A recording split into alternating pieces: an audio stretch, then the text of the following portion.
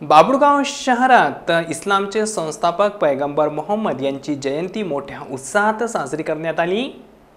Islamic कॅलेंडरनुसार तिसरा महिना रबिउल अव्वलच्या 12व्या दिवशी जगभरात इस्लामचे संस्थापक पैगंबर मोहम्मद सल्लल्लाहु अलैहि वसल्लम यांच्या जयंतीनिमित्त ईद ए मिलाद मोठ्या उत्साहात साजरी करण्यात आली।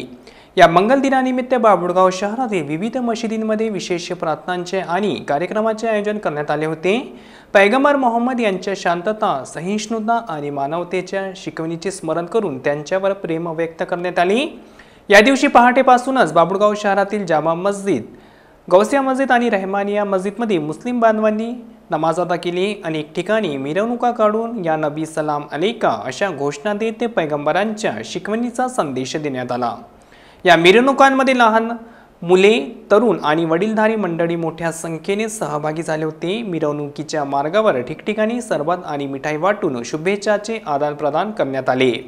शुक्रवारला सकाळी 8 वाजता बाबुळगाव शहरातील सर्व मुस्लिम बांधव जामा मशिदीसमोर एकत्र झाले। तेथून मोहम्मद पैगंबर यांचा जयघोष करीत मिरवणुकीला सुरुवात झाली। सदर गावातील प्रमुख मार्गाने फिरून बाबा हुसेन शाह यांच्या दर्ग्यावर पोहोचल्यानंतर फुलांची चादर चढवण्यात येऊन महाप्रसादानंतर कार्यक्रमाची सांगता झाली।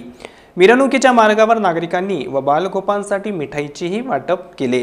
या मिरवणुकीत अब्दुल रहीम ठेकेदार, हाजी अबूबकर, औसाफ अली, आरिफ अली व गावातील मुस्लिम बांधव मोठ्या संख्येने उपस्थित होते।